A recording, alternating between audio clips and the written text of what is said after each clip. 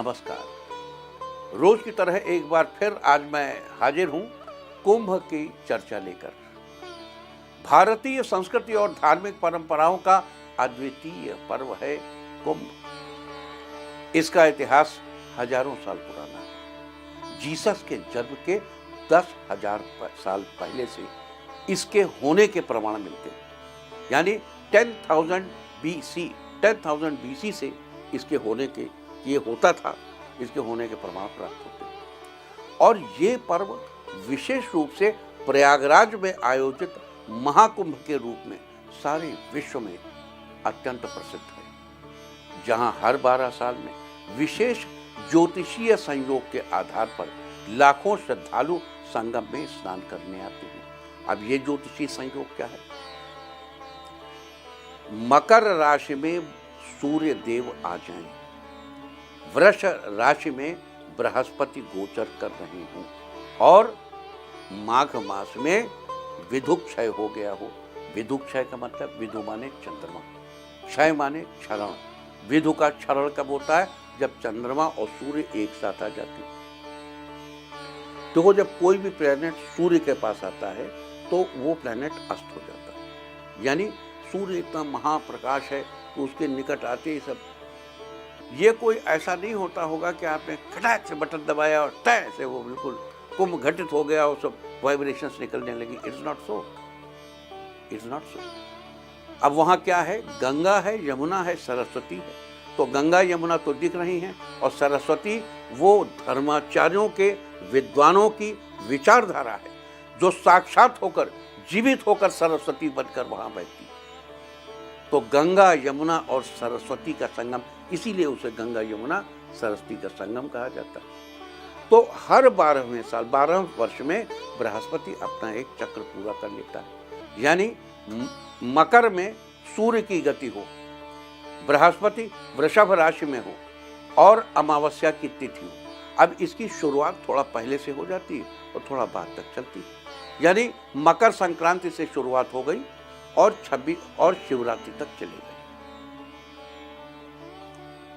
तो हर 12 साल में विशेष ज्योतिषीय संयोगों के आधार पर लाखों श्रद्धालु संगम में स्नान करने आते हैं। सम्राट हर्षवर्धन के समय में चीनी यात्री हुएन त्सांग ने प्रयागराज के महाकुंभ का वर्णन किया है, जो उस समय के धार्मिक आयोजन और सम्राट की दानशीलता को प्रदर्शित करता है। सम्राट कितने दानी थे और अपना दान देकर किस प्रकार वो सब कुछ उन्होंने लुटा दिया। महाकुंभ में नागा साधुओं की पेशवाई एक प्रमुख आकर्षण होती है, जो न केवल धार्मिक आस्था बल्कि भारतीय वीरता और संघर्ष का प्रतीक है। इन साधुओं ने ऐतिहासिक रूप से सनातन धर्म की रक्षा के लिए कई आक्रमणकारियों का सामना किया, जिनमें 17वीं शताब्दी का अफगान आक्रमण भी प्रमुख था। नागा साधुओं ने सनातन के लिए मुगलों ही नहीं, अंग्रेजों से भी लोहा लिया था। नागा साधुओं की वीरता और समर्पण की गाथा नगर प्रवेश की परंपरा के रूप में आज भी हर महाकुंभ का हिस्सा है, जो भारतीय समाज की गौरवपूर्ण धार्मिक और सांस्कृतिक धरोहर का प्रतीक है। कुंभ मेला न केवल एक धार्मिक आयोजन है, बल्कि ये भारतीय समाज के सामूहिक आस्था, संघर्ष और एकता की अभिव्यक्ति भी है, जो हर बार इस अद्वितीय पर्व के माध्यम से पुनः जीवित होती है।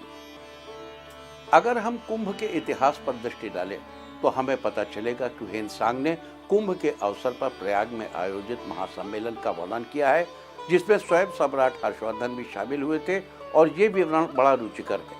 ध्यान देने योग्य बात यह है कि न केवल हर्षवर्धन बल्कि कुंभ के इस अवसर पर यह परंपरा रही थी कि कन्नौज के पूर्ववर्ती शासक प्रयाग जाकर सिद्ध ऋषि महात्माओं के दर्शन व पूजन करते थे। साथ ही निर्धनों और अनाथों को दान भी देते थे।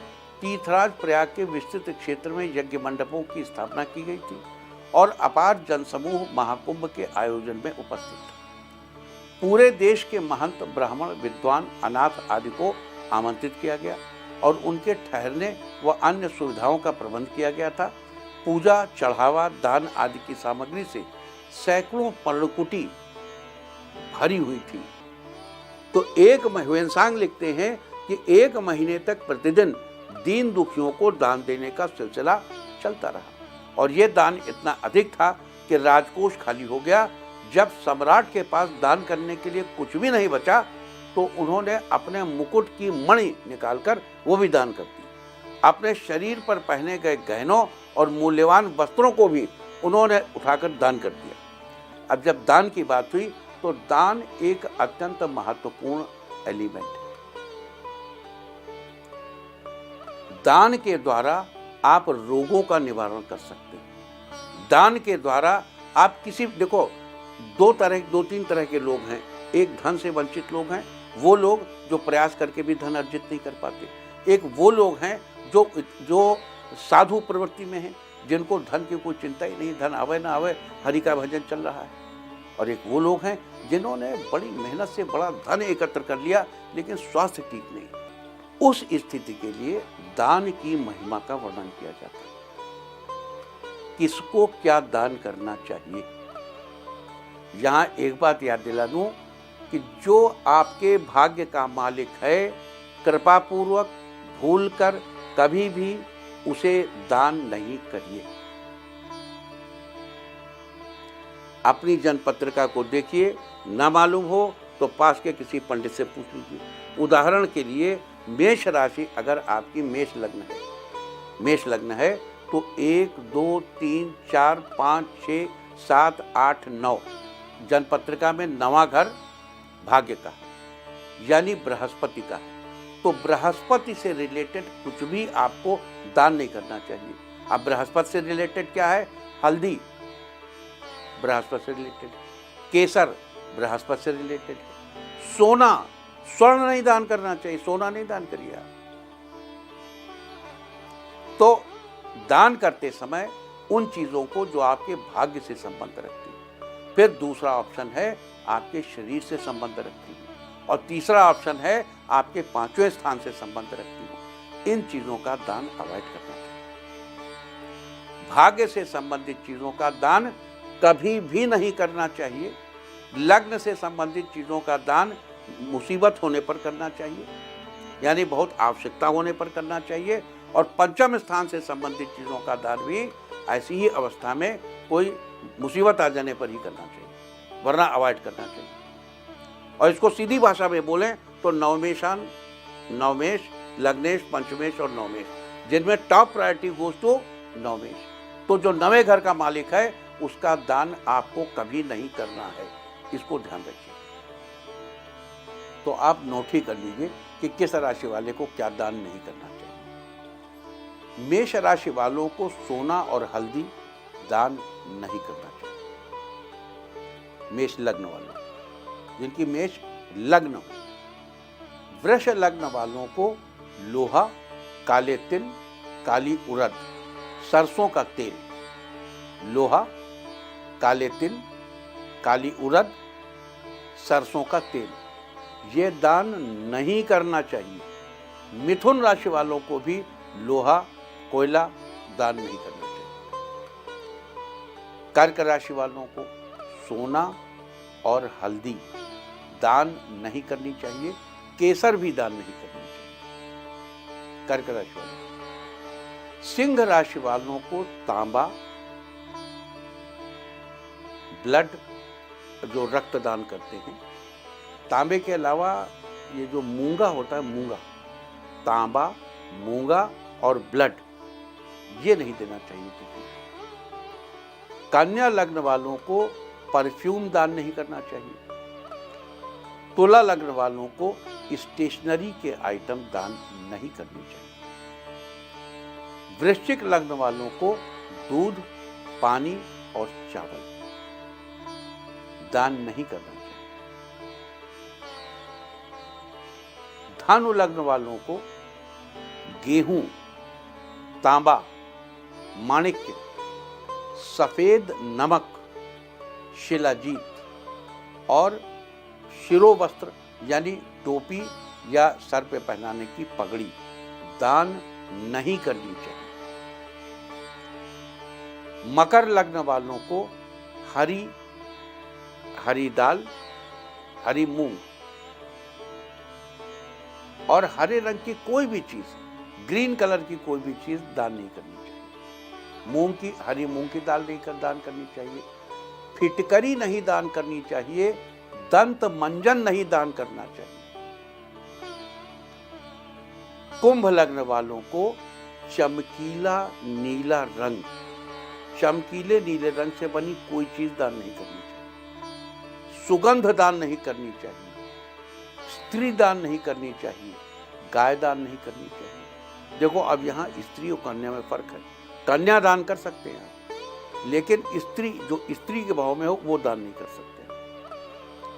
मीन लग्न वालों को तांबा, मूंगा, रक्त यानी ब्लड और मसूर की दाल दान नहीं करनी चाहिए। तो इन चीजों का ध्यान करते हुए तब आप अपने दान को सुनिश्चित करें। और देखो, दान करके बड़ी बड़ी पीड़ाओं का हरण किया जा सकता है और दान की परंपरा कुंभ का एक हिस्सा रही है। तो कुंभ के इस हिस्से यानी दान को गले से लगाकर हम बहुत सी समस्याओं का निराकरण कर सकते हैं। हम अपने जीवन से बहुत सी उन समस्याओं को, जो समस्याएं हमारे लिए व्याधि बन गई हैं, आदि बन गई हैं, उनकी मुक्ति के लिए हम दान के जरिए चीजों को प्राप्त कर सकते हैं। तो दान की इसी महत्ता को देखते हुए सदैव से सम्राटों ने, कन्नौज के सम्राटों ने और सम्राट हर्षवर्धन ने ढेर सा दान कुंभ क्षेत्र में किया। तो ये तो थी दान की महत्ता। अब इस कुंभ नाम के आयोजन की महत्ता और इतिहास के दृष्टिकोण से इस कुंभ के इसके महत्व पर चर्चा करते हैं। लेकिन उससे पहले उस हर्षकालीन महाकुंभ आयोजन की कुछ और विशेषताओं को भी जान लेते हैं।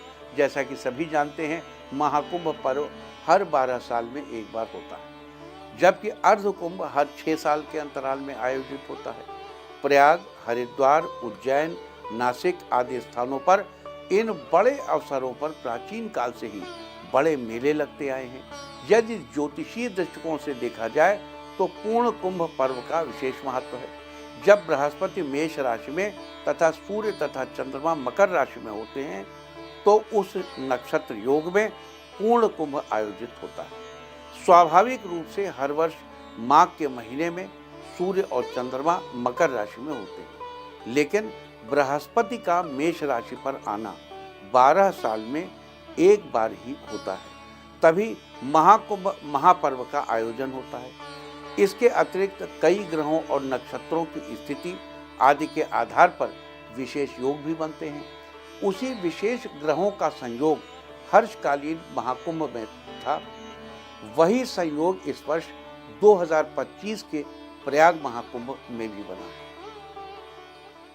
तो ये थी चर्चा महाकुंभ की, ये थी चर्चा कि किस समय कुंभ का क्या प्रारूप रहा, ये थी चर्चा कि कुंभ में जाकर हमें क्या मिलता है, और ये थी चर्चा कि कुंभ जाकर क्या करें और क्या न करें। कल फिर मिलेंगे, तब तक के लिए जय हिंद, जय भारत, जय सनातन।